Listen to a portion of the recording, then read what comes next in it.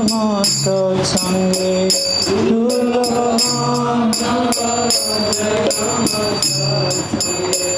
দুর্লভ মানব জনম সৎসঙ্গে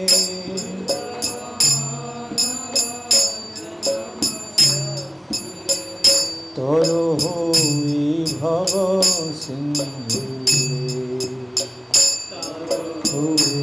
ভব সিন্ধু তরো হই ভব সিন্ধু ভব সিন্ধু শীতয়াতক বাত বরিশন এই দিন জামি যাবি তয়াতক বাত বরিশন এই দিন জামি শীতয়াতক বাত বরিশন এই দিন জামিনী যাবি রে তয়াতক বাত বরিশন দিন জামিনী যাবি বিফলে সেবিন কৃপণ দুরজনা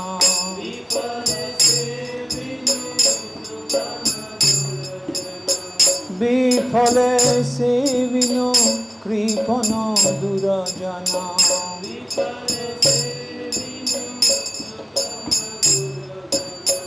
সকল সুখ লাভ লাগিরে সকল সুখ লাভ লাগিরে সকল সুখ লাভ লাগিরে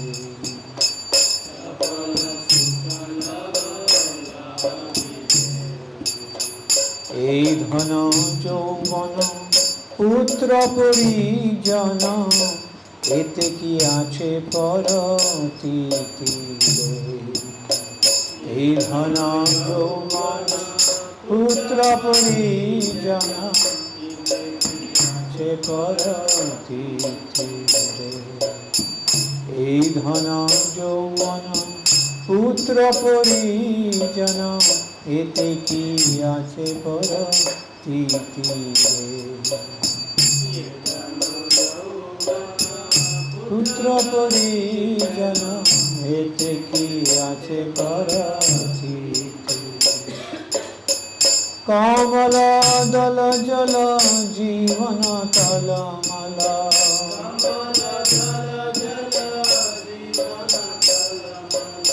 কমল দল জল জীবন তলমল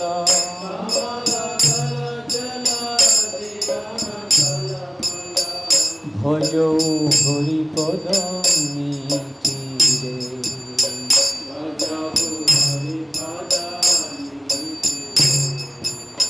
ভজ হরিপদ নীতি রে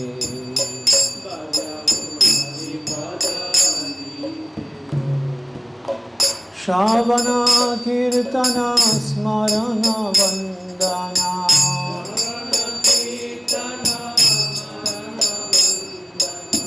শ্রবণ কীর্তন স্মরণ বন্দনা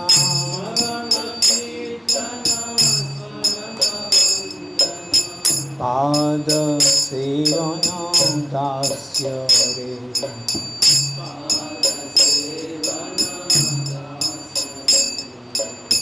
পাদ সেবন দাস্য রে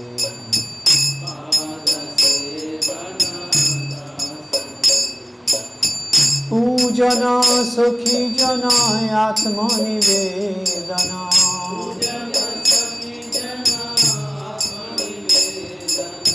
পূজন সখী জন আত্মনিবেদন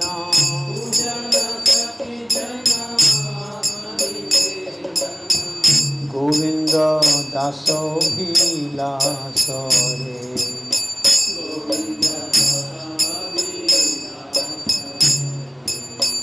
গোবিন্দ দাস दासभिलाष रे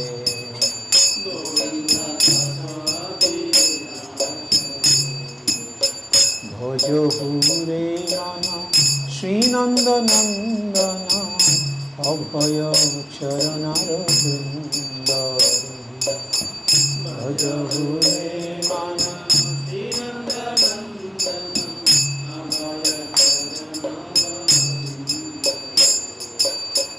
ভজহুরে মন শ্রীনন্দনন্দন অভয় চরণার বৃন্দ ভজহুরে মন শ্রীনন্দনন্দন অভয় হরে কৃষ্ণ কৃষ্ণ কৃষ্ণ হরে হরে হরে রাম রাম রাম হরে হরে কৃষ্ণ হরে কৃষ্ণ কৃষ্ণ কৃষ্ণ হরে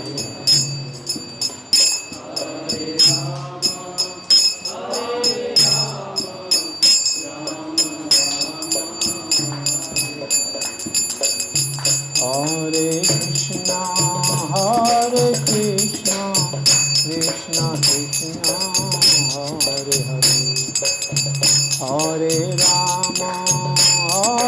Rama, Rama Rama, Hare Hare,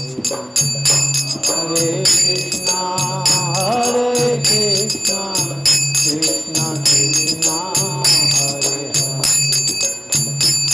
Hare Rama, Hare Rama,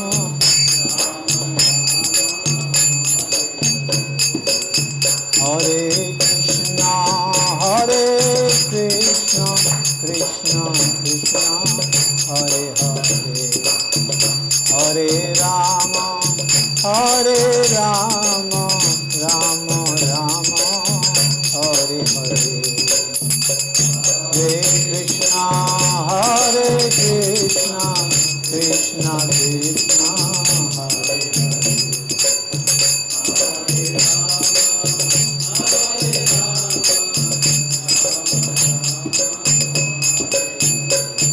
Jaya Prabhupada, Prabhupada, Prabhupada, Srila Prabhupada.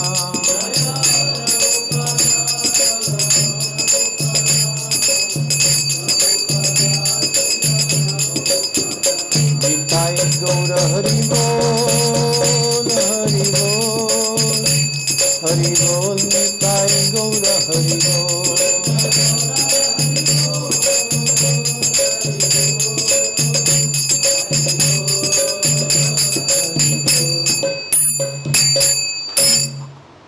ज्ञानतिमिरन्धस्य ज्ञानाञ्जनशलाकया चक्षुरुन्मिलितं येन तस्मै श्रीगुरुवे नमः। श्रीचैतन्यमनोभीष्टं स्थापितं येन भूतले स्वयं रूपकदा मह्यं ददान्ति सापदान्तिकं वन्देऽहं श्रीगुरो श्रीयुतपदकमलं श्रीगुरून् वैष्णवांश्च श्रीरूपं साग्रजातं सहगणरघुनाथं वितं तं सजीवं साद्वैतं सावधूतं परिजनासहितं कृष्णचैतन्यदेवं श्रीराधाकृष्णपादान् सहगणललिता श्रीविशाखां श्रुतंश्च। हे कृष्ण करुणा सिन्धु दीनबन्धो जगत्पते गोपेश गोपिककान्त राधकान्त नमस्तुते।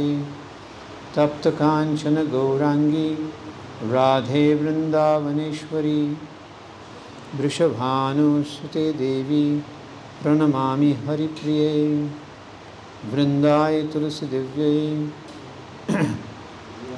जय केशवस्य च विष्णुभक्तिप्रतिदेवी सत्यवत्यै नमो नमः।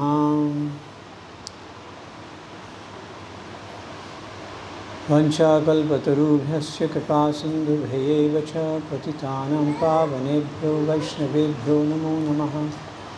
नमो विष्णुपादाय कृष्णपृष्ठाय भूतले श्रीमते भक्तिवेदान्तस्वामिनिति नामिने नमस्ते सारस्वती देवे गौरवाणी प्रचारिणे निर्विशेषशून्यवादी पाश्चात्यदेशतारिणे जय श्री कृष्ण चैतन्य प्रभु नित्यानंद श्री अद्वैत गदाधर शिवासादि गौरभक्तवृंद हरे Krishna Krishna Krishna Hare Hare Hare Ram Ram Ram Hare Hare.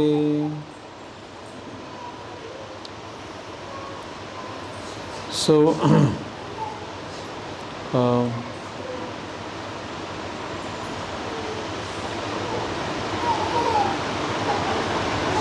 today we are supposed to speak about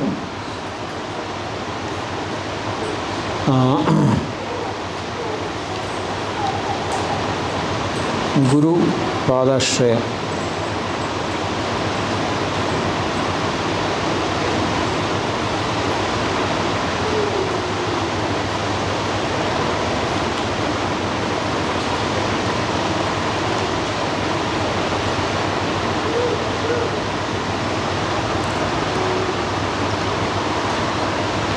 Isn't that the topic today?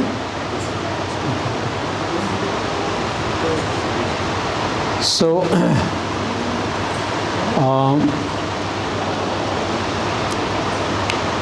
in the Bhakti Rasamrita Sindhu, there are two varieties of devotional service that are mentioned.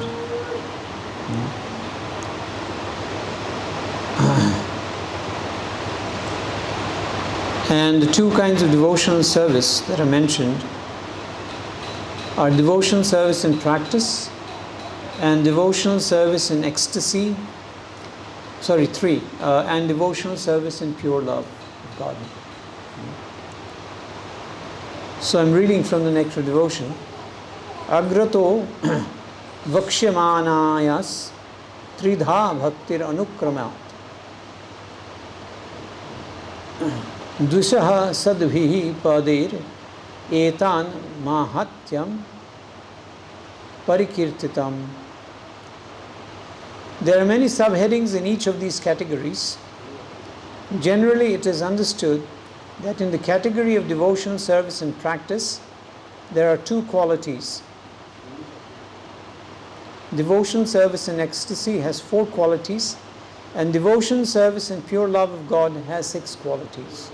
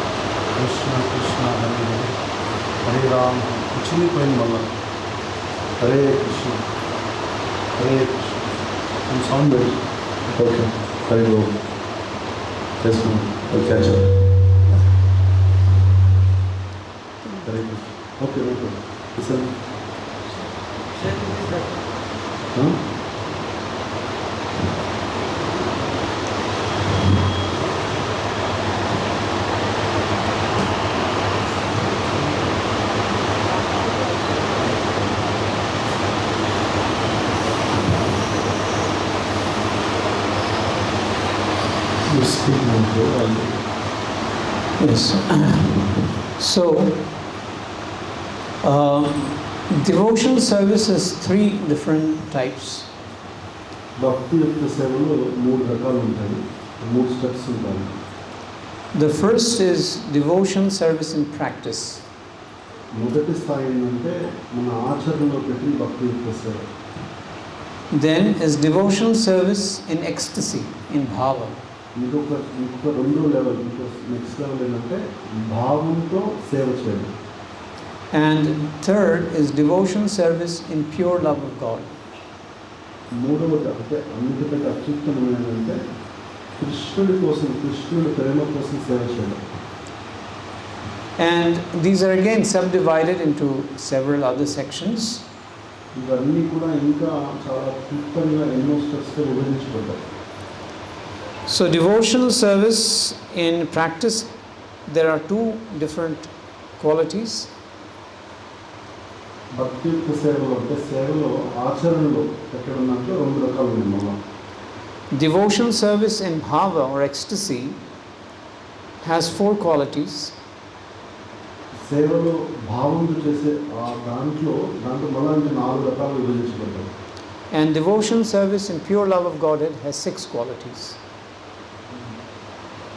ప్రేమతో చేసే భక్తి సేవలో మళ్ళీ దాని కింద 6 రకాలు విభజించబడ్డాయి. So basically, if we speak in Sanskrit, it is sadhana bhakti, bhava bhakti and prema bhakti. సంస్కృతంలో సాధన భక్తి, భావ భక్తి, ప్రేమ భక్తి అని 3 రకాలు విభజించారు. So what is the qualification to actually take up devotional service? So what is the eligibility of a person to take up devotional service? కృష్ణుడి సేవ చేయడానికి ఎలాంటి మనకి గుణాలు ఉండాలి అని చెప్పి. So it is said, Rupa Goswami says here in his Bhakti Rasamrita Sindhu, Swalpapi ruchireva syad bhakti tatvavabodhika yuktistu kevala naiva yad asya apratishtita. Or to actually serve Krishna, one needs a little taste.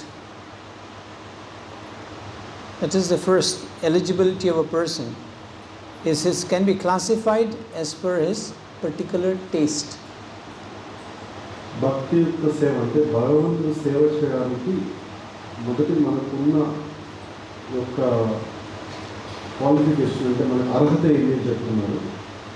భగవంతుని సేవ చేయాలంటే మొదటిగా రుచి ఉండాలని, రుచి.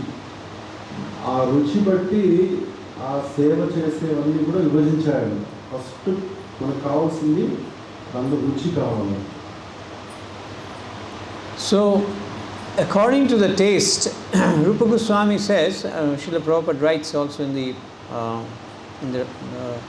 Nectar of Devotion, that no one can start devotion service if one has not got connection of it from the past life.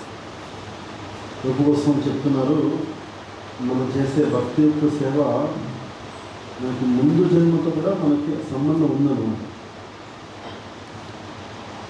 No one can take to devotional service unless he has some previous connection with it. This is what Srila Prabhupada is writing in purport, in the thing. భగవంతుడు సేవ చేయాలి అంటే ముందు జన్మలో మనం ఏదో సత్కర్మ చేసాము, అలాంటి వాళ్ళకి భగవంతుడి సేవ దొరుకుతుంది. So from whatever point we have left in the past life, according to that, from that point we will pick it up here. ఎక్కడైతే మనం భక్తి యొక్క సేవ అంటే మన భక్తి మార్గం ముందు జన్మలో వదిలేస్తామో అక్కడి నుంచి మళ్ళీ మనం అక్కడి నుంచే ప్రారంభించాము. But Prabhupada says here, but even if there is no continuity, even if someone does not have any connection with bhakti in his previous life, if only by chance a person takes interest in a pure devotee's instructions, he can be accepted and can advance in devotional service. ఒకవేళ ముందు జన్మలో మనకి ఆ Sukriti connection లేకున్నా కూడా ఈ జన్మలో మనం భక్తి మార్గం మొదలుపెట్టినా కూడా ఎప్పుడైతే శుద్ధ భక్తుల యొక్క గైడెన్స్, మన ఆచరణ, వాళ్ళ యొక్క శిక్షణ తీసుకుంటామో, వాళ్ళ యొక్క చెప్పే విషయాలు వింటామో, ఈ జన్మలో కూడా మనం భక్తి యొక్క సేవలో ముందుకు వెళ్ళచ్చు. And then Prabhupada says this very interesting statement here. Anyway, for persons who have a natural taste for understanding books like Bhagavad Gita and Srimad Bhagavatam, devotional service is easier than for those who are simply accustomed to mental speculation and argumentative process. ఎవరికైతే భాగవతం భగవద్గీత శ్రవణం చేయడం రుచి ఉంటుందో వాళ్ళకి భక్తి యొక్క సేవ చాలా సహజంగా ఉంటుంది. ఎవరైతే ఈ యొక్క దీని గురించి వాళ్ళ యొక్క మనసులో ఏదైతే వస్తున్న మెంటల్ స్పెక్యులేషన్ చేస్తారో వాళ్ళకి సేవ చేయడం చాలా కష్టంగా ఉంటుంది. I'll repeat the sentence again because here lies a lot of interesting points in this one sentence. మళ్ళీ నేను ఎక్స్ప్లెయిన్ చేస్తాను ఎందుకంటే దీంట్లో చాలా సంక్షిప్తంగా మనం చెప్పుకోవాలి.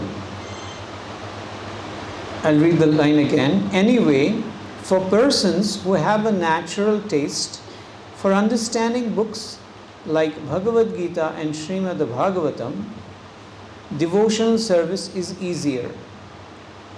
Means those who have a natural inclination or taste for these books like Gita and Bhagavatam, devotional service is easier. Then those who are simply accustomed to mental speculation and argumentative process. So those who do not have this inclination for Gita and Bhagavad but are used to some philosophy which is usually by speculation or by argument, for them devotional service is it's going to be difficult. ప్రభు ఇంతకుముందు చెప్పిందే కొంచెం విడమని చెప్తున్నారు. ఎప్పుడైతే మనకి భగవద్గీత భాగవతం శాస్త్రంలో రుచి ఉంటుందో అది శ్రవణం చేయడంలో మనకి రుచి కలుగుతుందో అలాంటి వాళ్ళకి భక్తిత్వ సేవ చాలా సహజంగా చాలా ఆనందంగా చేసుకునే వెసులుబాటు ఉంది. అదే శాస్త్రంలో రుచి లేకుండా మనం భగవద్గీత భావం చదవకుండా అలాంటి వాళ్ళకి సేవ చేయడంలో చాలా కష్టంగా ఉంటుంది. సేవ చాలా కష్టంగా అనిపిస్తుంది భగవంతుడి సేవ. Now let us try to understand this point. That is why one of the reasons why Sri Chaitanya Mahaprabhu said, Bharat bhumite janma hoilo jar, janma sarthak kori karo paro upakar. So what is he saying here? Why is it said?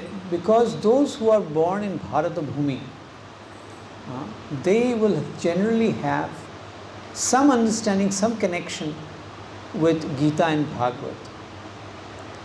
And in all parts of India, most parts of India, this kind of discussion topic or some form or the other is always prevalent in the society. Chaitanya Mahaprabhu చెప్తున్నారు ఇక్కడ, ఎవరైతే భరత భూములు పుట్టారో వాళ్ళ కృష్ణ భక్తి ప్రచారం చేయడం వాళ్ళ బాధ్యత అని చెప్తున్నారు. ఎందుకంటే మన భారతదేశంలో పుట్టిన వాళ్ళకి ఎక్కడో చోట భగవద్గీత భాగవతం శ్రవణం చేసే మనకు అవకాశం ఉంది. కాబట్టి భారతదేశం పుట్టిన వాళ్ళకి భగవంతుడి సేవ చేయడం చాలా సహజము అని చెప్పి చెప్తున్నారు. Whereas if you go to the Western world, the knowledge in the Western world is based on speculative philosophy, especially starting with the Greek philosophers like Socrates, Plato, Aristotle, etc. These are all speculative philosophers based on which the Western civilization is running, including some of the important branches or well-known branches of religion. One very important branch of religion actually bases its philosophy on Aristotelian philosophy.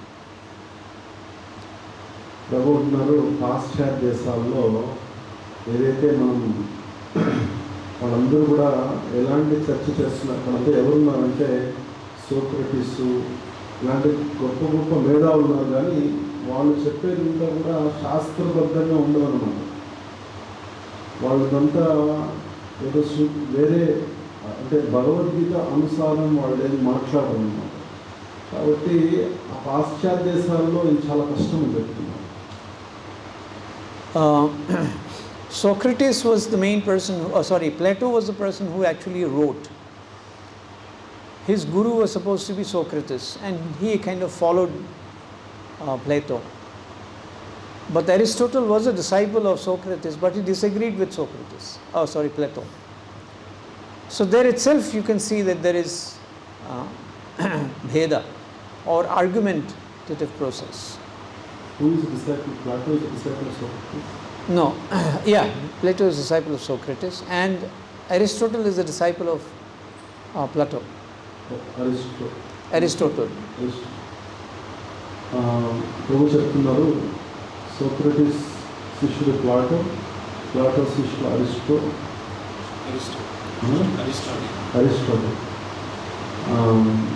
వాళ్ళు రాసిందంతా కూడా ఏదో వాళ్ళలో మనసులో వచ్చేది రాస్తారు, అని ప్రమాణం లేదని చెప్తున్నారు.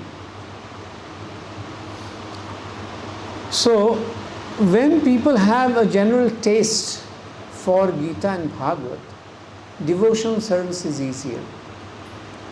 And that is the whole purpose of this Vedic culture. To actually provide the upcoming generations a basis of Gita and Bhagavad. మన వైదిక సంస్కృతిలో భాగవతం భగవద్ని చదవడం అనేది మన సహజమైన లక్షణం.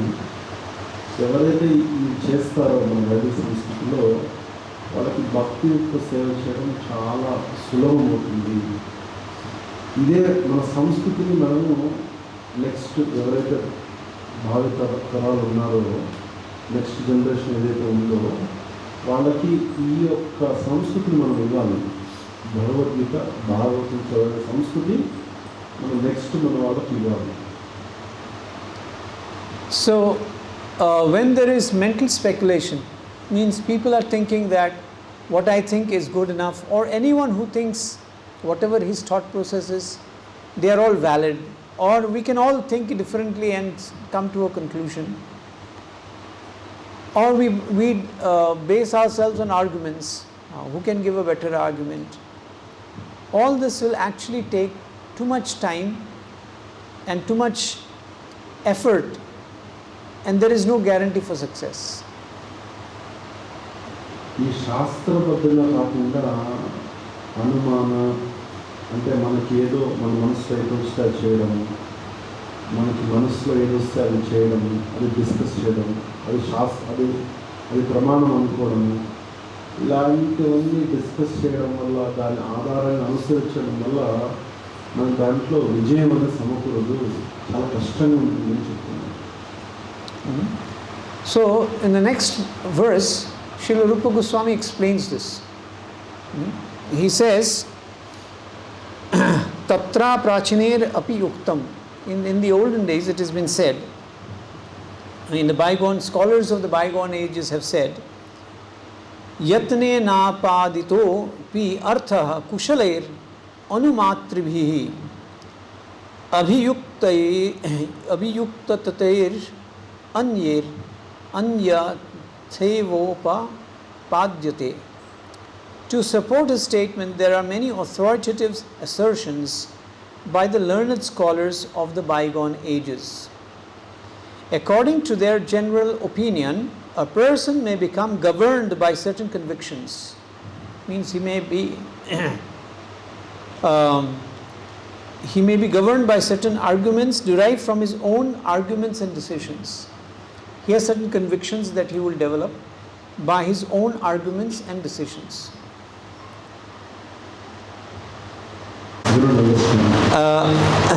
You want the book? No. Okay. Yeah. So a person may be governed by certain convictions derived by his own arguments and decisions. Means he may come to some conclusions in his life based on certain arguments and decisions that he has accumulated or he has heard from different people or the sources that he has. It is said, you could say like that also, but it is not pratyaksha. I mean, not necessarily a pramana, but some arguments he has accepted and therefore he has some convictions. So ఒక వ్యక్తి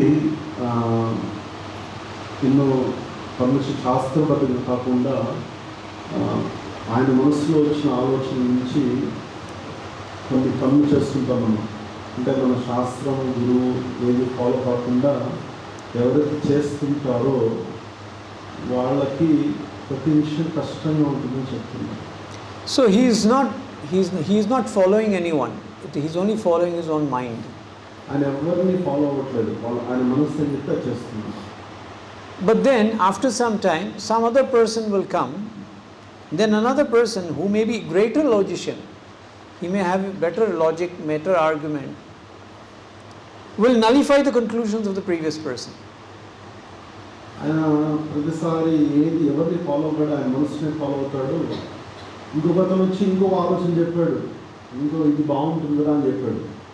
so ఆయన ఆలోచనని పక్కన పెట్టేశాడు, ఇతను చెప్పింది బాగుంది కదా అని చెప్పి అతన్ని ఫాలో అవుతున్నాడు. And establish another thesis. He'll establish some other point. ఇంకొకటి మళ్ళా ప్రమాణం తెచ్చాడు, ఆయన చెప్పింది బాగుంది కదా అది ఫాలో అవుతాం కదా అని అనుకుంటున్నాడు. In this way, the path of argument will never be safe and conclusive. So once one is doing arguments, after arguments, then decisions, conclusions, one will be established, then another will be established, then one will defeat that and one will establish another one. So there is no end to this, and it is never safe and it is never conclusive.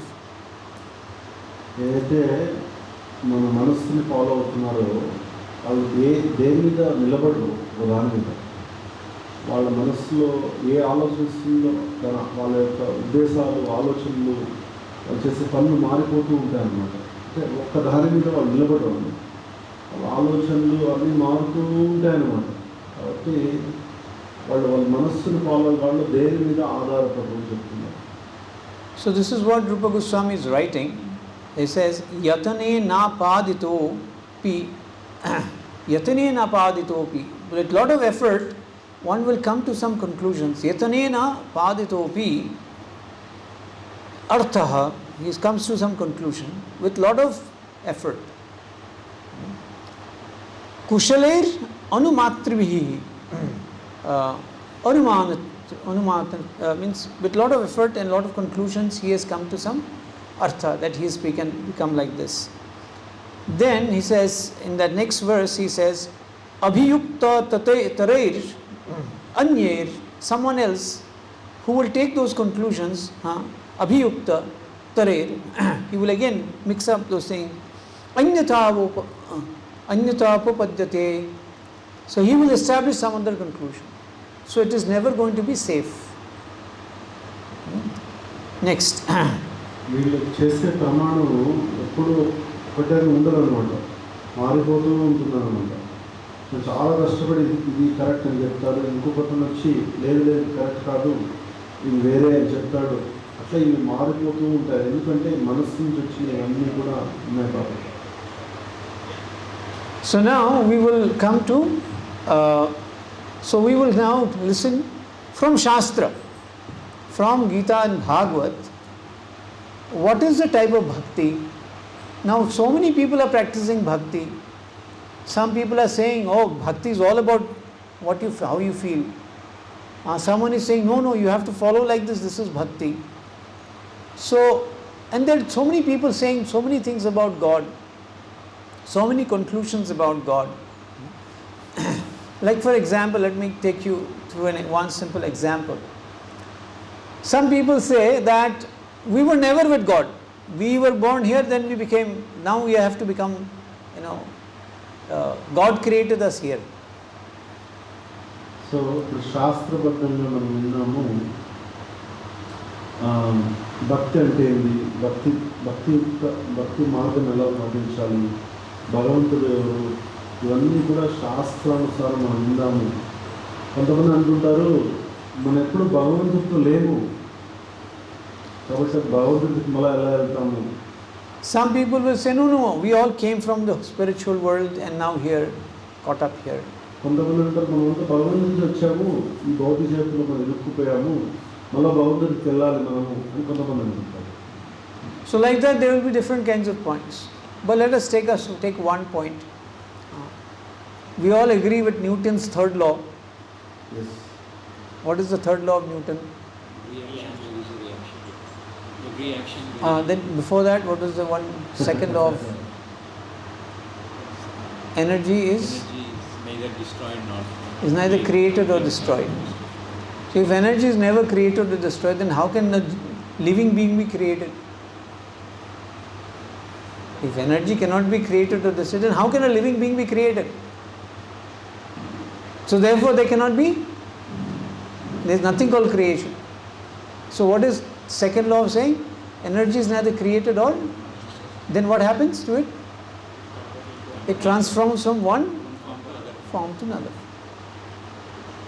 So if energy cannot be created or destroyed, then how can a living entity be created?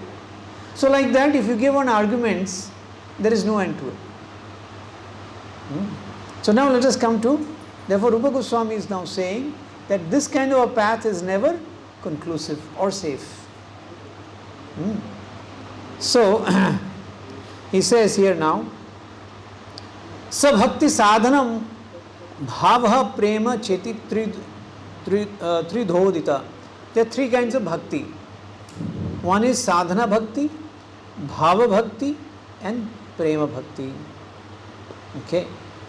Now he is going to explain what is sadhana bhakti, why we are talking about this, what is the need of a guru, what is the need of a practice, what is the need of a diksha.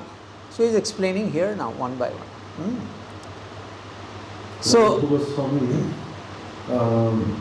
చెప్తున్నారు సాధన భక్తి, భావ భక్తి, ప్రేమ భక్తి అని levels చెప్తున్నారు.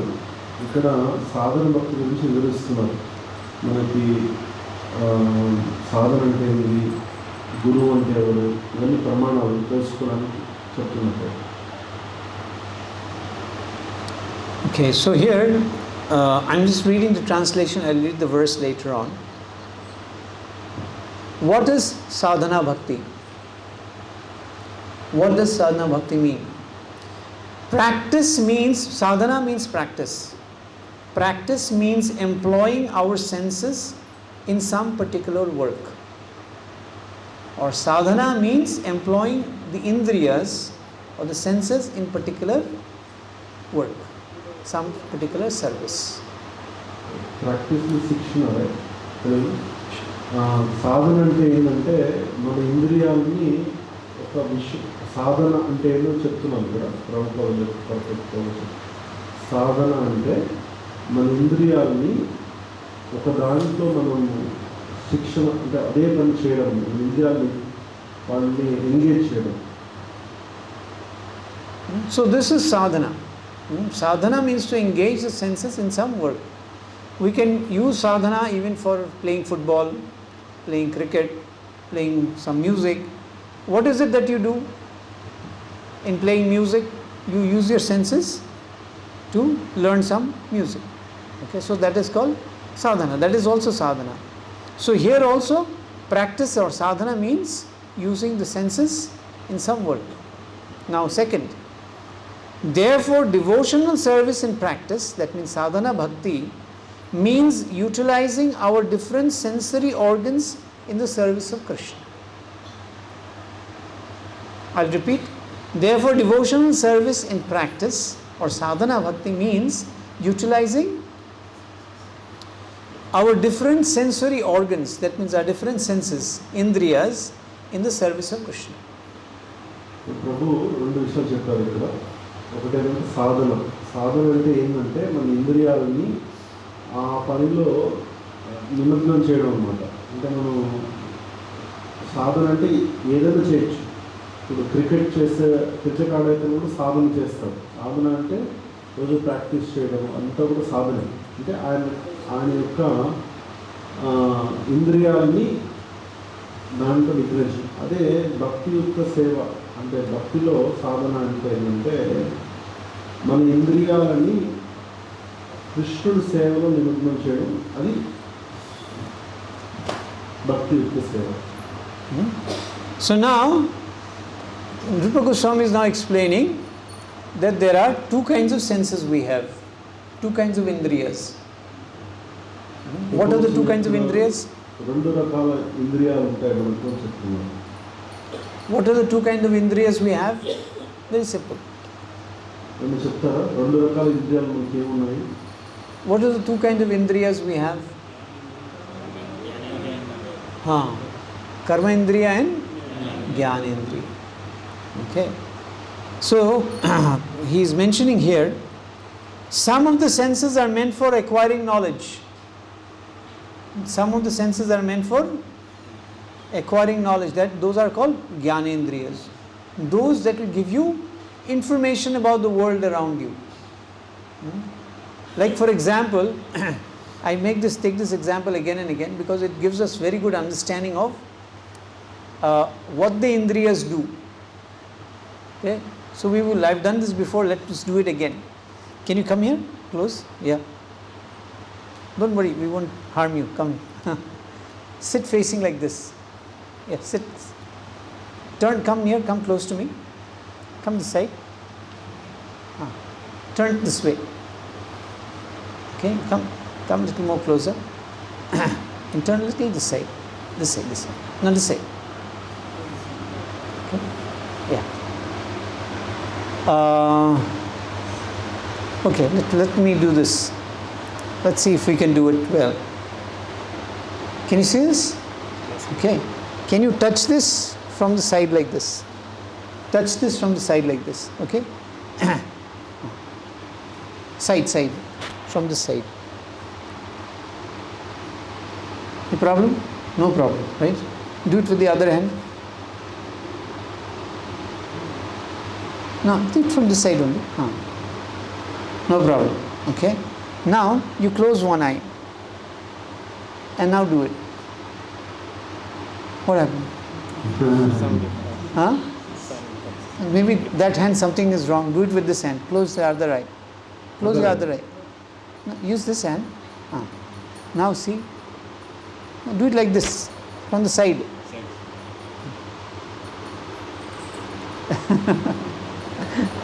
You can do it with one another. See what happens. Try it out there. See what happens. Yeah. See what happens. Try it out amongst two of you all there. It doesn't like some little bit difficult approach. Try with Prabhuji. Let's see what it. Show him how to do it. No, from the side. From the side. You have to come from the side. You have to come from the side, not from the front. From the side. Come from side like this.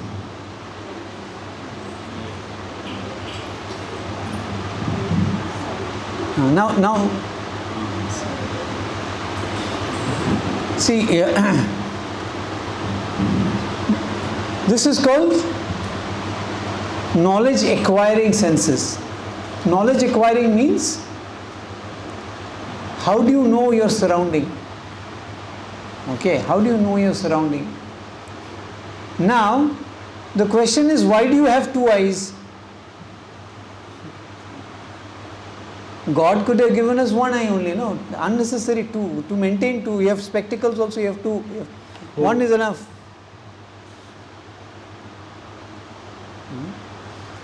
So the two eyes are basically, one eye is going, when you have two eyes, you will get three-dimensional picture. You will get length, breadth and depth. How far it is. That also you will understand only when you have two eyes. If you have one eye, you will only get length and breadth, but you won't get the depth, how far it is. So ఇక్కడ జ్ఞానేంద్రియ కర్మేంద్రియ అని చెప్తున్నారు. జ్ఞానేంద్రియ అంటే మనకి ఈ భౌతిక జగత్తున్న జ్ఞానాన్ని పొందడానికి ఈ రెండు ముఖ్యం చెప్తున్నారు. ఎందుకు ముఖ్యం అని ఎగ్జాంపుల్ చూపించారు. మనకి రెండు కళ్ళు ఇచ్చాడు భగవంతుడు. ఒక కన్నుని సరిపోతుంది కదా, మనకి చూపించాడు. అంటే రెండు కళ్ళు ఉంటే మనము 360 డిగ్రీస్లో మనం అన్ని విషయాలు చూడొచ్చు అన్నమాట. ప్రతి విషయంలో కూడా దూరంగా చూడొచ్చు, వెడల్పుగా చూడొచ్చు. సో ప్రతి విషయాన్ని సంక్షిప్తంగా చూడాలంటే రెండు కళ్ళు కావాలి. So, similarly, you have 2 ears. What is the reason for 2 ears? అదేవిధంగా రెండు చెవులు ఉన్నాయి మనకు. రెండు చెవులు అవసరమైన ఒక చెవు సరిపోతుంది కదా. Anyone knows why do we need 2 ears? One could do, no? People don't have one ear, they know. Yes, once you become old, then you start losing your. ఎవరికైనా తెలుసా అని అడుగుతున్నారు. ఒక చెవు ఉంటే సమస్య ఏమని అడుగుతున్నారు.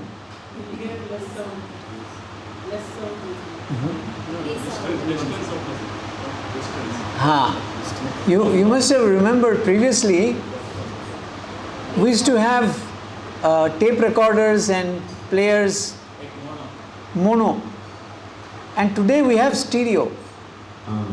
So what is the difference between mono and stereo? It is more bass. Simultaneous. It comes from two directions, different directions. Okay, but little more, let's get a little more technical. Distance. See, in stereo, in mono, all the sound is at the same level. Same level, everything is coming. In stereo, you will hear sound from far and close, near it. You can, like for example, if a car is coming there or some sound is there, you know how far, you have an idea of how far the sound is coming from. And you will know how this sound is closer. So this knowledge acquiring senses, these knowledge acquiring senses work like this. So the eyes, the ears are working in this manner to give you distance, how far things are, how close things are, how loud things are, what different kinds of sounds that you can hear, different kinds of sight you can have, different kinds of smells you can have. All of this is a combination of the knowledge acquiring senses. ప్రభు చెప్తున్నారు మనకు రెండు చెవులు ఎందుకంటే ఇంతకుముందు మన కాలంలో mono అనే ఒకటి మనకి స్టీరియో టైపు మోనో రెండు ఉండేది అన్నమాట. ఈ మోనో సౌండ్ ఏంటంటే మనకి ఆ యొక్క సౌండ్లో ఒకటే స్థాయిలో వినపడుతుంది. ఈ స్టీరియో ఏంటంటే ఆ యొక్క శబ్దము కారు ఎక్కడి నుంచో వస్తుందంటే కారు ఎంత దూరంలో తెలుసుకునే శక్తి మనకు వస్తుంది. అది స్టీరియో, దానికి డిఫరెన్స్ చెప్తున్నారు. అంటే మనకు రెండు చెవులు అవసరం అనేది చాలా ఇంపార్టెంట్. అట్లే మనకు ఈ కర్మేంద్రియ జ్ఞానేంద్రియ రెండు కూడా ఇంపార్టెంట్ అని చెప్తున్నారు. So now Srila Rupa Goswami's thing, we continue. Some of the senses are meant for acquiring knowledge and some are meant for executing the conclusions of our thinking, feeling and willing. Means, if you hear a horn next to you, just behind you, immediately will jump. But if the horn is far away, then you take cautious look. In the same way, through the knowledge acquiring senses, you begin to understand how you will react to this, to that. Means, what will you do with the karma indriyas, what will you do? By the actions, what will you do? The jnanendriyas will tell you, information will come, and then the karma indriyas, you will either jump or you will take a cautious action. ప్రభు చెప్తున్నారు మనకి కర్మేంద్రియాలు జ్ఞానేంద్రియాలు ఉంటాయి. జ్ఞానేంద్రియం అంటే మనకి జ్ఞానాన్ని పొంది మనం ఎలాంటి ఆలోచన తీసుకోవాలనేది జ్ఞానేంద్రియాలు. కర్మేంద్రియాలంటే ఆ యొక్క జ్ఞానంతో మనం దాన్ని గురించి పని చేయడం అన్నమాట. ఏదైనా ఎత్తు మన వెనకాల వచ్చిందనుకో, అది దూరంగా ఉంటే మనకు అనిపిస్తుంది, మనకి జ్ఞానేంద్రియం ఎంత దూరం ముందు చెప్తుంది అన్నమాట. కర్మేంద్రియాలతో దాన్ని మనం పరిగెత్తాలా, దాన్ని ఫైట్ చేయాలా మనకు తెలుస్తుంది. ఈ రెండు ముఖ్యం, కర్మేంద్రియాలు, జ్ఞానేంద్రియాలు.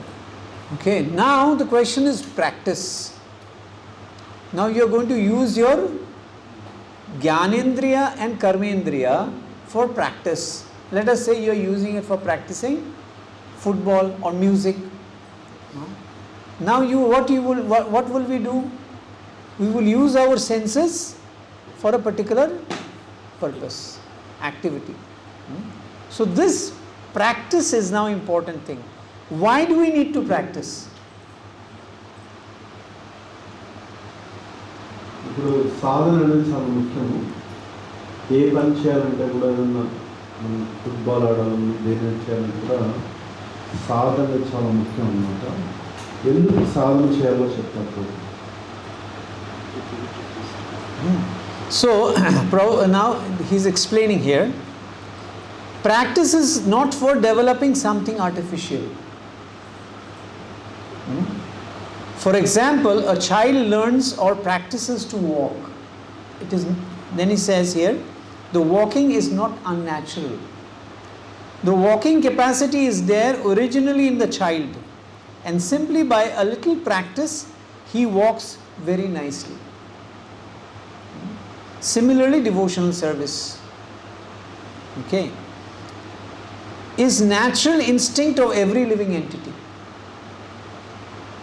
I will end here only with this paragraph. We will end, so that because it may get too much technical, but we have to understand this Tattva Bodhika. One has to understand this because it's very systematically. Rupa Goswami's this book Bhakti Rasamrita Sindhu is known to be the science of devotional service. So we're coming back to this question of practice. Practicing something that is natural, not unnatural. So a child learns how to walk because it is natural for him. He will walk. A child will not learn how to fly. That is a different practice. That is very unnatural.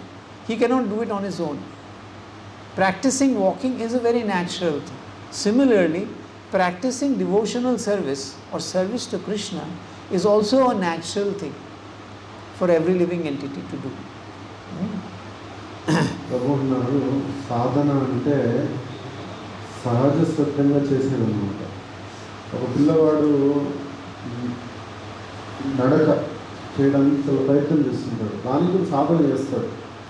ఒక పిల్లవాడు వయసు పెరిగి నడచడం ఎంత సహజ సిద్ధమో మన భక్తి కూడా సహజ సిద్ధం. మనం కూడా మన ఆత్మస్వరూపులం కాబట్టి మనకు కూడా భక్తి అనేది ఆల్రెడీ ఉంది. మన భక్తి కానీ సాధన చేయడం వల్ల అది దాని నుంచి మనం తెలుసుకోవచ్చు. అంటే ఇది లోపల. So Srila Prabhupada is giving evidence now, pramana, how that is possible, that worshipping God is a part of everyone's sadhana. Natural inclination is there. So Srila Prabhupada is giving here, every uncivilized man, even uncivilized men like aborigines, offer their respectful obeisances to something wonderful exhibited by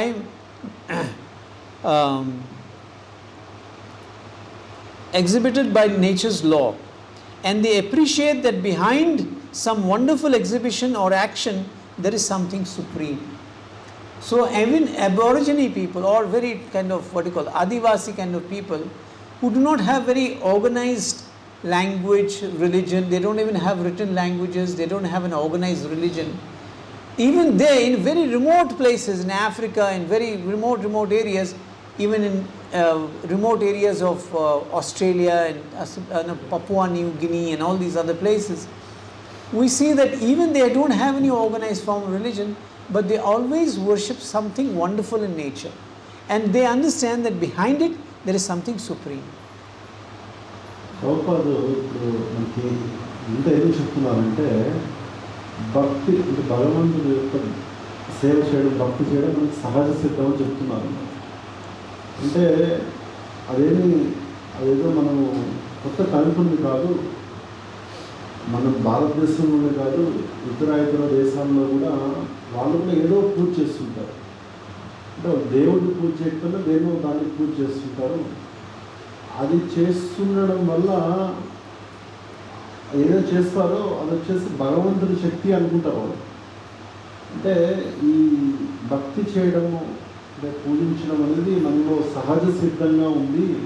మన దేశంలో ఉండగా అన్ని దేశాల్లో కూడా ఈ సహజ సిద్ధంగా ఉంది చెప్తున్నారు. So Prabhupada is given another example in his conversation when he went to Russia. In Russia, he was asking Professor Kotovsky, that communist professor. He says, what is the difference between me and you? We are both doing the same thing. Your leader is Lenin and Stalin. My leader is Krishna. We both following the same procedure. What is the difference? Everyone has to follow someone. You are following Lenin, Stalin. I am following Krishna. What is the difference between the two of us? Our system is same. So means Prabhupada is saying that everyone has to follow someone. No one can live without following anyone. So the following is always going to do. I follow Krishna, you follow Lenin. ప్రభుత్వాలు ఒక శాస్త్రవేత్తతో discussion చేస్తున్నాడు. ఏం చెప్తున్నాడంటే, ప్రభుత్వాలు నీకు నాకు ఏం తేడా లేదు నాయన, నువ్వు లెనిన్ స్టాలిన్ చాలామందిని ఒకరిని ఫాలో అవుతున్నావు ప్రమాణంగా గురువుగా, భగవంతులాగా నువ్వు ఒకరిని ఫాలో అవుతున్నావు, నేను కృష్ణుని ఫాలో అవుతున్నాను. నువ్వు ఫాలో అవుతున్నావు, ఎవరో ఫాలో అవుతున్నావు, నేను ఒకరిని ఫాలో అవుతున్నాను, అది మన ఇద్దరికి పెట్టు తేడా లేదు అని చెప్తున్నాను. So you have faith in Lenin or Stalin because of certain things they tell you. I have faith in Krishna because the things Krishna is telling me. What is the difference between me and you? నువ్వు Stalin Lenin ఎందుకు follow అవుతున్నావు అంటే, నీకేదో కొన్ని విషయాలు సంగతులు జరిగాయి, దాంట్లో నీకు ఒక శ్రద్ధ కలిగింది కాబట్టి నువ్వు ఫాలో అవుతున్నావు. నేను కూడా కృష్ణు నుంచి విన్నాను కాబట్టి, కృష్ణుని తెలుసుకున్నాను కాబట్టి నేను కృష్ణుని ఫాలో అవుతున్నాను. But when we take the teachings of Lenin and Krishna, we see there is a difference between the two. So basically what you are doing and we are doing is the same. That is what Prabhupada said. Basically which point he is coming to? That sadhana has to be, everyone will have to follow someone. And by following what Lenin is saying, you will get one result. Whether you get the result or not, we don't know, because they have not got the result. Soviet Union broke down. But if you follow Krishna, you will get certain results which people will get. So that is the result will show whether your following is proper or improper. ప్రభుత్వ చెప్తున్నారు, ఇప్పుడు Lenin చెప్పిన విషయాలు ఈ యొక్క scientist Lenin చెప్పిన వింటున్నాడు, ప్రభుత్వాలు కృష్ణ చెప్పిన వింటున్నారు. లెనిన్ చెప్పిన విషయాలు కృష్ణ చెప్పాలి విషయాలు చూస్తే ఈ రెండు ఆపోజిట్ అన్నమాట, వేరు వేరు. కానీ వీళ్ళిద్దరు కూడా ఒకటే సాధన చేస్తున్నారు. ఈయన లెనిన్ గురించి చదువుతున్నాడు, ఈయన కూడా కృష్ణ గురించి చదువుతున్నాడు. అంటే సాధన అనేది ఒకటే, కానీ సాధన కరెక్ట్గా చేస్తున్నాడని తెలుసుకోవడం అనేది ప్రమాణం ఏంటంటే దాని యొక్క ఫలితం. నువ్వు లెనిన్ నుంచి ఫాలో అయితే ఒక ఫలితం వస్తుంది, కృష్ణుని ఫాలో అయితే ఒక ఫలితం వస్తుంది. ఆ ఫలితం బట్టి చెప్పచ్చు నువ్వు ఫాలో అయ్యేది కరెక్టా కాదా అని. ఆ ఫలితం బట్టి చెప్పచ్చు నువ్వు కరెక్ట్గా నువ్వు ఫాలో అయ్యేది కరెక్టా కాదా అని. Suppose a child, we tell him, we will put something in your hands and you do like this, you will be able to fly. If he practices like this for 10 years also, will he be able to fly? ఒక పిల్లవాడికి చేతుల్లో ఒక రెక్కల్లా కట్టేసి నువ్వు రోజు ఇట్లా అంటున్నానా నువ్వు పైకి ఎగురుతావు అని చెప్పామనుకో, ఆయన 10 సంవత్సరాలు సాధన చేసిన ఇట్లా అంటూ ఉన్నా కూడా పైకి ఎగురుతాడా? Or జీవితాంతం రోజు ఈత కొట్టడం చేస్తున్నాడు అనుకో, నీళ్ళలో ఉండిపోతూ ఉండగలుగుతాడు జీవితాంతం ఆయన? no, human beings are meant to live on land and live off the land and on the land. That when he practices, it is natural for him, he will get the proper result. Something unnatural, if he practices, he will not get any result. మానవుడు భూమిపైన ఉండాలి, భూమిపైన బతకాలి. మనం ఏదైనా సాధన చేసామనుకో దాన్ని సహజంగా ఉండాలి. సహజంగా లేనివన్నీ మనం చేసామనుకుంటే దానివల్ల ఫలితం రాదు. ఏదో సహజ సిద్ధంగా ఉండేది దాన్ని సాధన చేస్తే ఫలితం వస్తుంది. So similarly, when we engage ourselves in sadhana bhakti, that is prescribed methods of engaging the senses in service of Krishna, then our loving relationship, our love for Krishna, our attachment for Krishna will increase. Our ruchi, taste for Krishna will come. So this is natural. That is why it is called sadhana bhakti. ఎప్పుడైతే మనము మన ఇంద్రియాలని భగవంతుడి సేవలో వినియోగిస్తామో, ఎప్పుడైతే మనం భగవంతుడి భక్తి చేస్తామో, సహజంగా భగవంతుడి పైన మనకు ఆకర్షణ కలుగుతుంది. ఎందుకంటే ఇది సహజ సిద్ధమైనది, అదే మనం కొత్త కనుక్కోలేదు ఎవరు. కాబట్టి ఈ సాధన భక్తి అనేది దీంట్లో విజయం ఉంటుంది. ఇది సహజంగా నెలకొన్న పద్ధతి, కొత్త కనుక్కున్నది కాదు.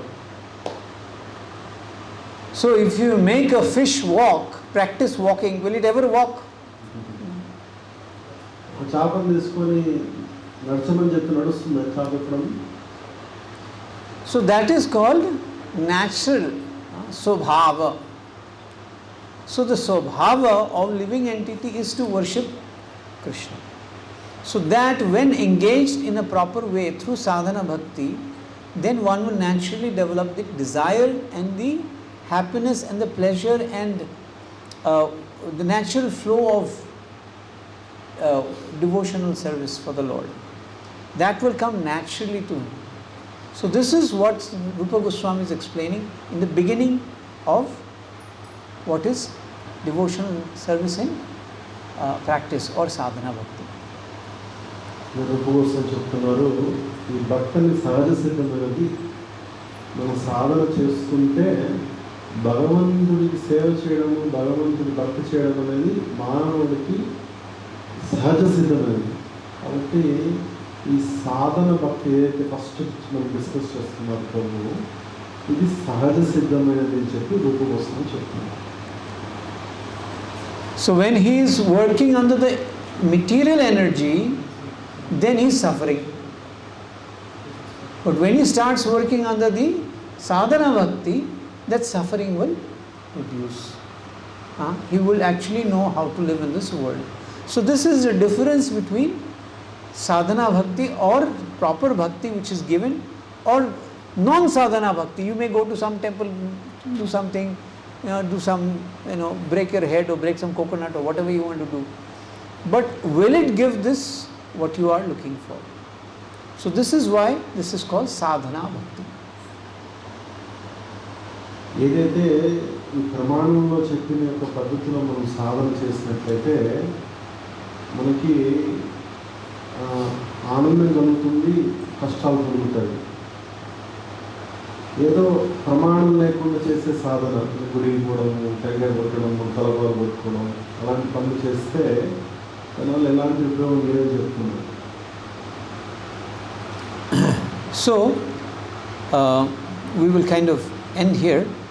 There is more systematic explanation of this whole process of sadhana bhakti, and sadhana bhakti has two parts. So we will, I think, but this is what it is. So Rupa Goswami is explaining that through this process of sadhana bhakti, we who are actually nunam pramatte kurute vikarma yad indriya pritaya pranoti na sadhu manne asanapi kleshvada asadeha. So when we are performing these activities in the material energy, nunam pramatta, we become like mad. Nunam pramatta kurute vikarma, we are doing all kinds of funny activities. Vikarma, whatever activities we are thinking we are trying to do. Nunam pramatta kurute vikarma yat indriya pritya pranoti. To satisfy the senses we are doing all kinds of crazy things. But the same activities when you start doing in devotional service, anartha upajamamya sakshat, the anarthas, the difficulties come down and you become settled, peaceful. So this is the difference between devotion service in practice, proper devotion service, and speculative activities of living. So then you can understand the difference between the two. ఎప్పుడైతే ఈ సహజ సిద్ధమైన సాధన భక్తి చేస్తామో, మన ఇంద్రియాలను కృష్ణ సేవలో ఉపయోగిస్తామో, మనకి ఆనందం కలుగుతుంది, సంతృప్తి కలుగుతుంది. ఇదే ఇంద్రియాలని మన భౌతికమైన జగత్తులో ఇంద్రియ తృప్తికి వాడతామో అనే కష్టం ఉంటుంది, జీవితంలో సుఖం ఉండదు అన్నమాట. అంటే ప్రభు అన్నారు, ఎప్పుడైతే మన ఇంద్రియాలను కృష్ణ సేవలో ఉపయోగిస్తామో ఇప్పుడు సహజ సిద్ధంగా మనము ఆనందంగా ఉంటాము అని చెప్తున్నారు. And that is why we take Guru Pada Shreyas Tasma. We take the help of someone to teach us how to perform this sadhana bhakti. అందుకే మనకు ఎవరైనా యొక్క గైడెన్స్ కావాలి, ఈ సాధన భక్తి ఎలా చేయాలి అని మనం కొంచెం నేర్చుకోవాలి, తెలుసుకోవాలి. And this guru means there are so many people who will assist us. Some seniors will come, someone will give knowledge, someone will give us, help us, Vartama Pradakshak Guru, Shiksha Guru, Diksha Guru. There will be all these people who will try to help us to do this process. ఎవరైతే మనం గురువు అంటున్నామో, ఎవరైతే మనకి శిక్షణ ఇస్తారో సాధన భక్తి ఎలా చేయాలో, గురువులో చాలా రకాలు ఉంటారు. దీక్షా గురువు, శిక్షా గురువు, ప్రదక్షిణ గురువు, అట్లా చాలామంది గురువులు ఉంటారు. ఎవరైతే మనకి సాధన మంచి సాధన తోడ్పాటు చేస్తారో అందరికీ మన గురువులు. So Shiksha Gurus can be many, but Diksha Guru is one. That is what Shastra says. If you try to take too many Diksha Gurus, then you will get confused. శిక్ష చాలామంది తీసుకోవచ్చు, ఒక శిక్షా గురువు మనకు చాలామంది ఉండొచ్చు, కానీ దీక్ష అనేది ఒక గురువు దగ్గర తీసుకోవాలి. అందుకే ఒకరే దీక్షా గురువు ఉంటారు. And what should the Shiksha Gurus help us in? To execute the orders of the Diksha Guru. శిక్షా గురువు మనకు ఎవరు ఎందుకున్నారంటే, ఎవరైతే మనం దీక్ష తీసుకుంటారో ఆ గురువులు చెప్పిన ఉపదేశాలు, వాళ్ళు చెప్పిన సేవలు చేయడానికి శిక్షా గురువు తోడ్పడుతుంటారు. So how to use the senses in the service of Krishna and develop our dormant love for Krishna, that is the process of devotion service. For that sadhana, we need some guidance. Conclusion ఏం చెప్తున్నారంటే, మనకి ఎట్లయితే మనకి ఇంద్రియాలని భగవంతు సేవలో ఉపయోగపెడతామో ఆ చేయడానికి సాధన భక్తి అంటారు. ఆ సాధన ఎలా చేయాలి అనేది మనకి శిక్ష కావాలి, అది శిక్ష అనేది చెప్తుంటారు. So there are indriyas, we have ears, we have the nose, we have the eyes, we have the tongue, we have the skin, we have perceptions of this world, knowledge, mind. All of them, they need to be engaged in practice of devotion service. And as we engage them in the practice, then slowly we will realize how that is natural for us. మనకు అన్ని ఇంద్రియాలు ఉన్నాయి, నోరు, ముక్కు, చెవు, నాలుక, ఈ యొక్క చర్మము అన్నీ కూడా భగవంతు సేవలో ఉపయోగించాలి. ఎప్పుడైతే మనం భగవంతు నిమగ్నమై ఉంటామో మనకి దాంట్లో మనకి భగవంతుడు ప్రేమ పెరుగుతుందండి. ఇది సహజ సిద్ధమైనది. There is ways to do it. Nowadays in this artificial world and everything is artificial, we are trying to kind of utilize them, but it is not the same as utilizing the real senses. మనకి ఇప్పుడు అన్నీ కూడా ప్రతి వస్తువు అన్నింటిలో కూడా మనకి సహజ సిద్ధంగా ఏది లేదన్నమాట. అన్నీ కూడా ఆర్టిఫిషియల్ తెలుగునే ఉంటారు, సహజ సిద్ధం కాలేదు, కృత్రిమమైనది. అదేవిధంగా భక్తి కూడా సహజ సిద్ధమైంది, కానీ ఎట్లా మనం సాధన చేయాలి తెలుసుకోవాలి. It is one thing to sit under some fans like this and have a discussions, or sitting under a tree. It's a different. చెట్టు కింద కూర్చొని మనం శ్రవణం చేయొచ్చు, ఈ ఫ్యాన్లో కూర్చొని శ్రవణం చేయొచ్చు. రెండు, ఇది కృత్రిమము, అది సహజం. And as you get more and more closer, you will understand devotional service is also natural like that. అదే మనం ప్రతి పని కూడా ప్రకృతి సహజంగా చేసాం అనుకుంటే భక్తి కూడా సహజంగా అనిపిస్తుంది. So being natural, naturally engaging the natural senses in the service of the Lord, that is something that we have to learn. జీవన శైలి సహజంగా ఉంది, మన సహజంగా భక్తి చేస్తే ఆ భక్తి కూడా మనకు సహజంగా అవుతుంది. మనకు జీవన శైలి సహజంగా లేదు, సహజంగా మన జీవితం లేదు, ఈ సహజమైన విషయం మనకి అర్థం కాదు. So now the problem that we have is that we have learned to live in a very artificial way, with artificial things, with artificial perfumes and everything artificial.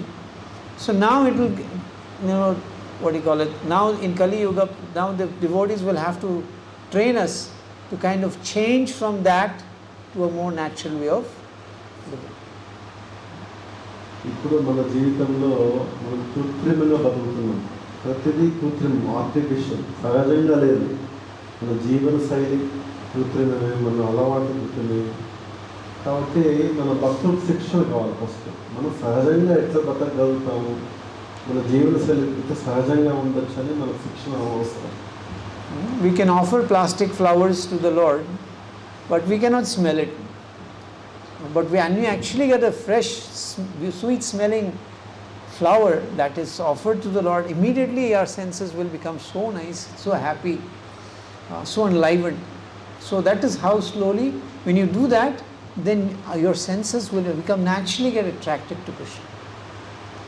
మనము ప్లాస్టిక్ పూలతో భగవంతుని సేవ చేసామనుకుంటే అది దాంట్లో నుంచి సువాసన ఏమి ఉంటుంది అన్నమాట.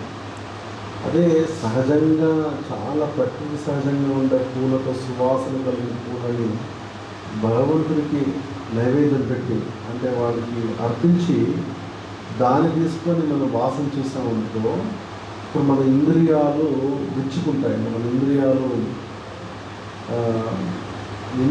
భగవంతుడు కనెక్ట్ అవుతాయి, అంటే భగవంతు సేవ నిమగ్నం అవుతాయి ఇంద్రియాలు. ఒక సహజ సిద్ధంగా భగవంతుడితో మన ఇంద్రియాలు కనెక్ట్ అవుతాయి, సేవలో నిమగ్నం అవుతాయి. If you smell plastic flower for 10,000 years, you will not get effect. 10,000 సంవత్సరాలు మన ఈ ప్లాస్టిక్ పూలను అర్పిస్తే మన భక్తి రాదు. So we will end here for now. Good enough. ఇంతటితో ముగిస్తాను చెప్పడం అంటున్నాను. Any corrections, any questions, any? ఏమైనా ప్రశ్నలు ఉన్నాయా? So please read this Bhakti Rasamrita Sindhu. Everything it's a very scientific book. You may have to sit down and do some discussions. But this is Rupa Goswami's most scientific book. There is no book in the whole world like Bhakti Rasamrita Sindhu. మీరందరూ కూడా ఈ రూప గోస్వామి రాసిన భక్తి రసామృత సింధు చదవండి. ఇది చాలా శాస్త్రీయంగా రాసిన పుస్తకం. ఎవరైతే మీరు చదువుతారో వాళ్ళకి చాలా క్షుణ్ణంగా ఈ విషయాలు తెలుసుకోవాలి. అది క్వశ్చన్ అవుతుంది. Yes. So, you're telling the sadhana bhakti also very naturally, right? It's part of this thing. But why we struggle to do sadhana as a devotees? Because we don't do it naturally. We don't do it with natural things. But we don't do with natural things. Okay. ప్రభుని అడుగుతున్నాను, ఈ సాధన సహజ సిద్ధం అయితే మన భక్తులను కష్టపడుతున్న సాధన చేయడానికి అంటే ప్రభు అంటున్నారు, మనం సహజంగా ఉన్న వస్తువులతో మనం భక్తి చేయట్లేదు, అందుకే మన భక్తి కష్టంగా ఉందని చెప్తున్నారు.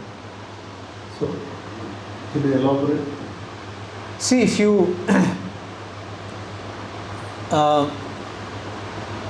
you eat food which is freshly grown with cow dung, we have evidence for this. If you do it, if you don't even need evidence from anywhere else, just do it for 3 months and you see what your status becomes. Number one, whether it is oil, grains, vegetables, eat what is grown, and within 4 to 5 hours of plucking, you cook and you eat. ప్రభు ఒక example చెప్తున్నారు.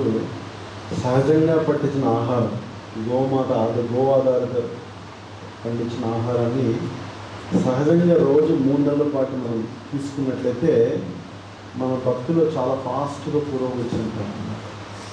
అంటే మనం దేన్ని మనం ప్రమాణం చూసి మనం try చేసి చూడొచ్చు. మనం సహజంగా పండిన వస్తువులు మనం తిన్నట్లయితే మన కృష్ణ భక్తులు చాలా ఫాస్ట్గా వెళ్ళిపోవచ్చు అని చెప్తున్నాం. If you eat that food naturally without offering to Krishna, also you will get benefit. But if you offer it to Krishna and cook it the way it is to be cooked, without tasting it, only for Krishna, and then you honor that, your love for Krishna will. ఇలాంటి సహజమైన ఆహారాన్ని భగవంతుడికి ఆరగింపు చేయకుండా తిన్నా కూడా మనకి భక్తి వస్తుందంట.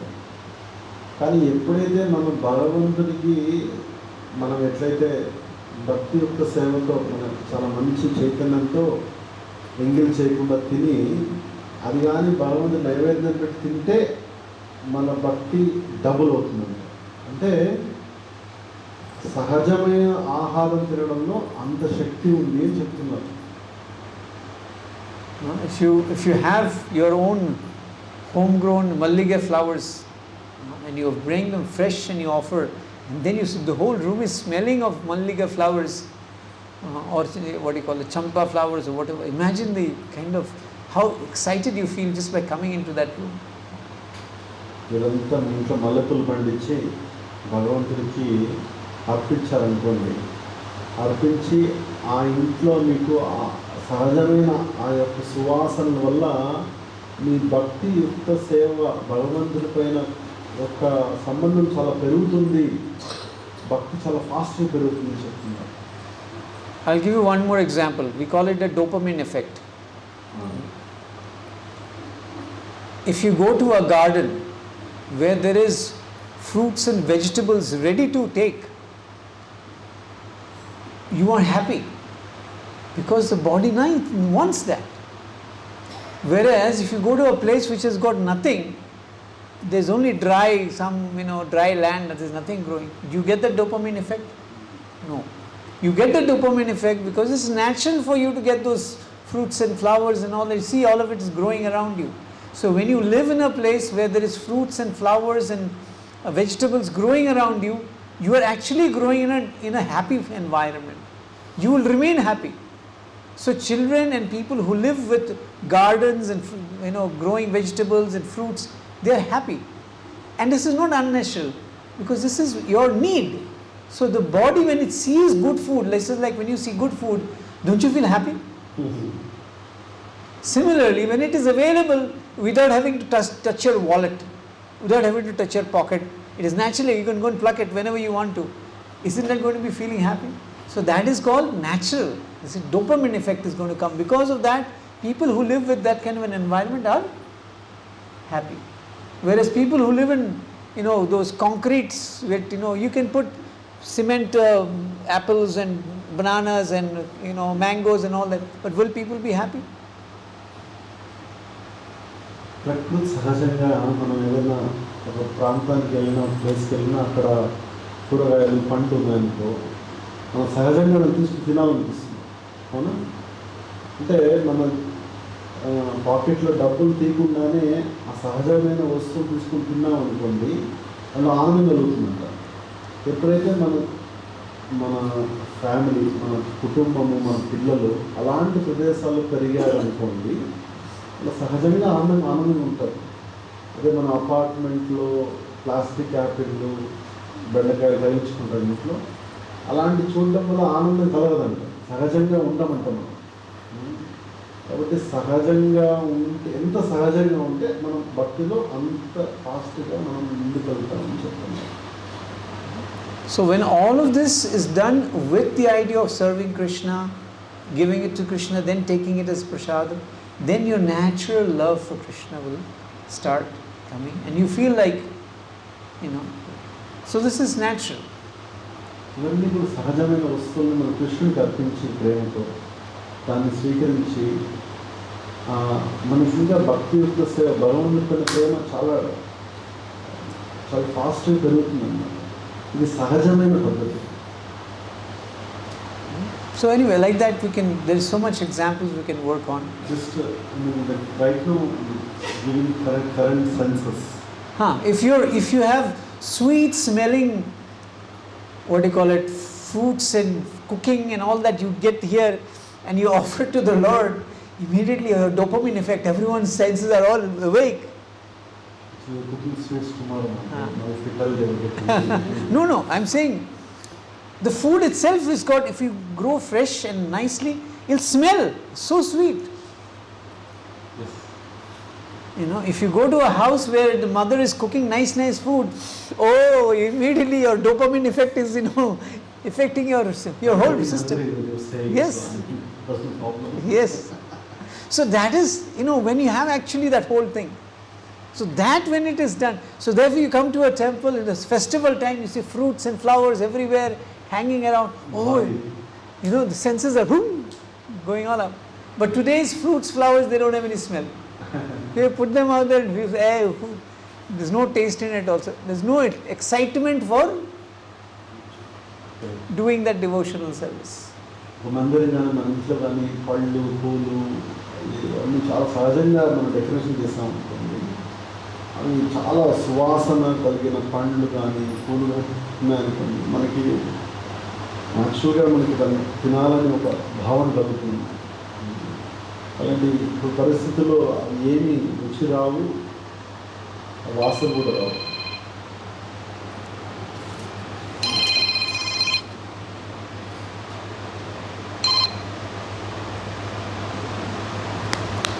My point is that we have 99% devotees staying in cities.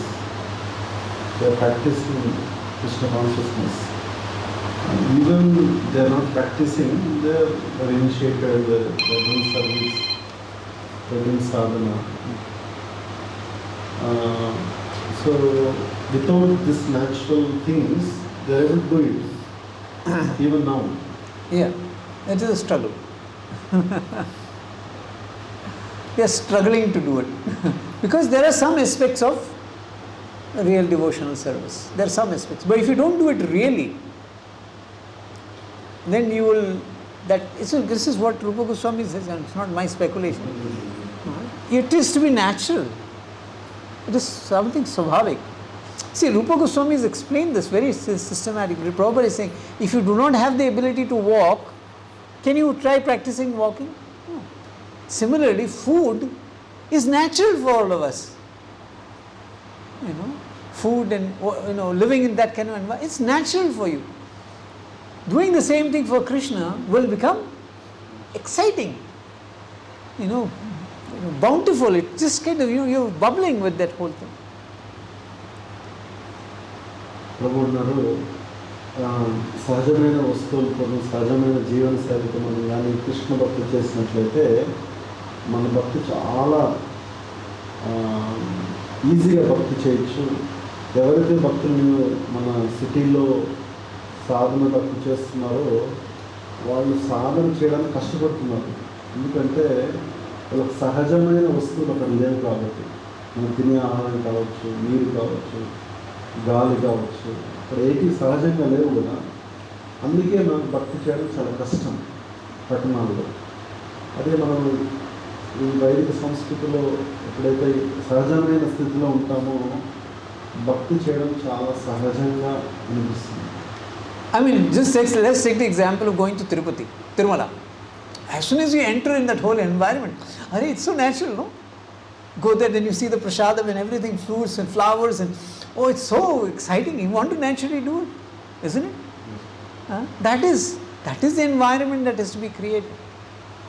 తిరుమలకి వెళ్ళామనుకోండి, ఎవరైనా కూడా అక్కడికి పోగానే భగవద్ దర్శనం చేసుకోవాలి, అక్కడ లడ్డు తినాలి, అక్కడ ఉద్యానవనాలు చూసి న్యాచురల్గా భగవంతుని ఆరాధించాలని ప్రేమ పెరుగుతుంటుంది. అలాంటి ప్రదేశాన్ని మనం క్రియేట్ చేయాలి. He has his worship like that, and as soon as you go there, that is the Lord, that is my Lord standing there. Immediately that thing is there, that worship, that whole thing. Immediately there is so much. So similarly, bhakti is natural. So you have to do it that way, and bhakti is natural. భక్తి కార్యక్రమం అనేది సహజమైనది. ఎప్పుడు ఇలాంటి సహజమైన భక్తిని మనం సహజంగా చేసాం, సహజమైన వస్తువులతో చేసాం, సహజమైన జీవనంతో చేసామంటే మనకి సాధన మనకి చాలా ఈజీగా ఉంటుంది. Okay? శ్లోకానికి Jai. Srila మాధవుడికి Srila Rupa Goswami ki jai. ఎస్ Difference, what is difference? Bhakti Rasamrita Sindhu and Bhakti Rasamrita Bhakti. Bhakti Rasamrita Sindhu is the work.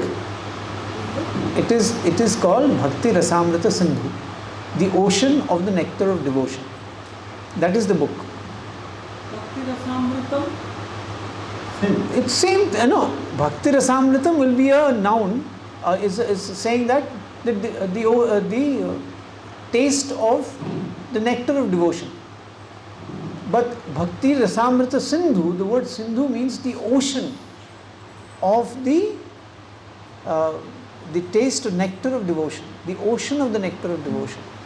So the book name is Bhakti Rasamrita Sindhu. Yes, yes. So this is the second chapter only we were reading. That too, second page. You need bhava and prem.